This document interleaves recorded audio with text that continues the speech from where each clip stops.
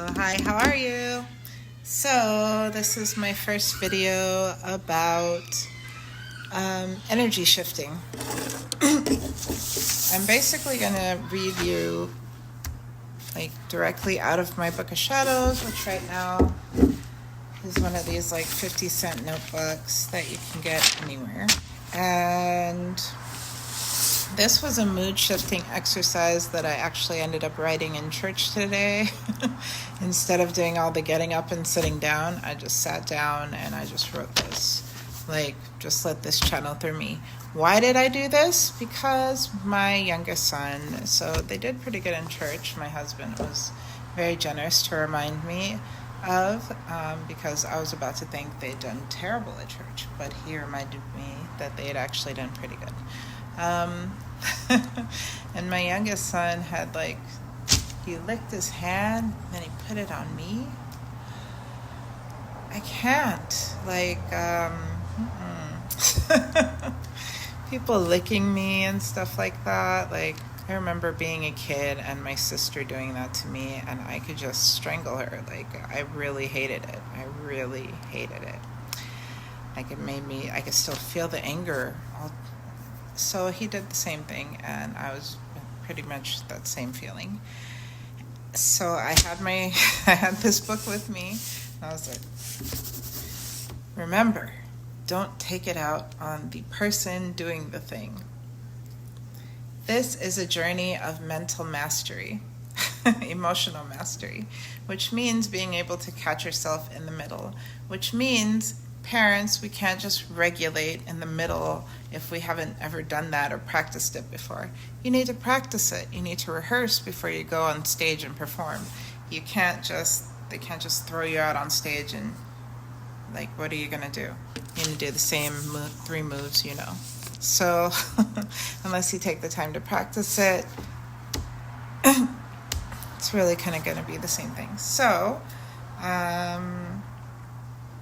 I guess I'll just read it. I read it to my husband. He was like, you should record that. That's helpful. So I'm going to listen for once. This is what I ended up calling a mood shift exercise because I realized at the moment that I was feeling unfree. Unfree is not a word, but I was feeling not free. I was feeling trapped by this thing that had happened to me. And I decided to break those down into 4 different steps that I will share with you now. All right, so this is what I ended up calling the mood shift exercise because my son had licked me, I think I mentioned, and I couldn't do it. So the 4 categories I came up with that I needed to solve were what's keeping me not free, what needs to be released, what's challenging about the release, and what can help me to forgive the actions. What's keeping me not free? People doing things to my physical body that I have to vehemently cause to cease, and I still feel upset long after it's happened. So what I was experiencing was, and what I usually do is when I experience something and I hold on to the feeling, that's what's keeping me not free, basically. What needs to be released? My attachment to the memory of the thing, the inconceivability of it, the incredulity I have that it even happened in the first place. So what needs to be released is my pride about, I can't believe that even happened to me. To me! Of all people, me! I can't believe this is happening. That's my pride. What's challenging about the release? I felt in the first place it should not have happened, which I've mentioned before, so that was really my boundary being crossed. Then I have a layer of shame and disgust for my allowing it or not stopping it from happening in the first place. Anger and disgust at the other person for being so gross. So that's what's challenging for me to release about the experience when it happens and why it might be challenging for me to regulate in that moment because I'm having all of these things being triggered. So what can help me to forgive the action of the gross person and myself for allowing the gross, especially if it's someone I love like my husband or kids? I can first remember that the action is in the past. It already happened. Excuse me. I can remember that I spoke up and placed my boundary and be proud of how much I love myself and my body.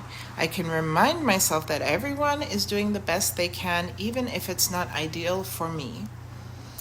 Even if they made a mistake or are just learning or trying something.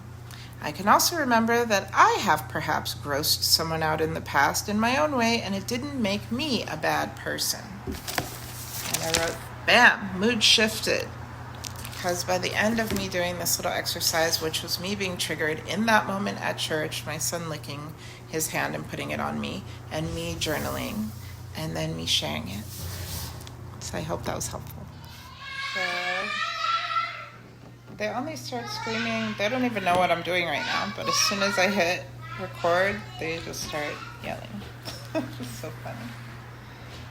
So I wanted to share another piece of my Book of Shadows about release. Release, release, release.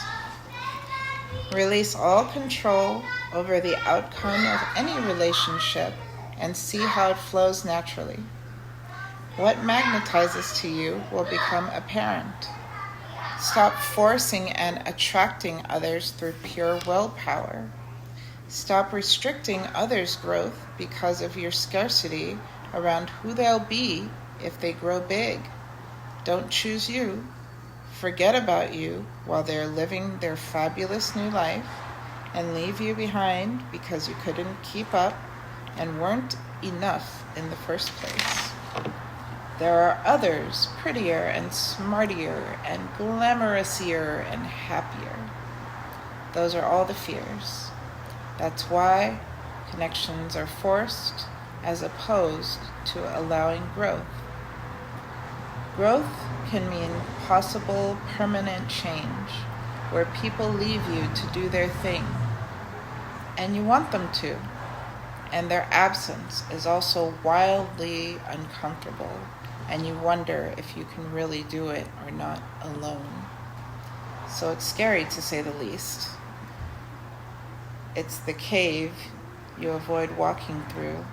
Relational growth, starting with the relationship with yourself, feeling how you feel, feeling safe within yourself to share that feeling with someone and have it be received and understood, instead of the trained to accept response of dismissal. When noticing that you feel safe within yourself to stand up for how you feel, no matter who might try and shut you down, you feel like you love yourself. And those that can hear you are your magnetic matches, willing to hear you even if it's hard, the same as you are for them. You are willing to for them. No more chasing, straight up attraction vibes. And you'll clearly recognize your boundaries because you'll be so intimately bound with your feelings and what they mean for you. You'll finally have cracked the code. So I guess that's about attraction and magnetism. I hope that was helpful.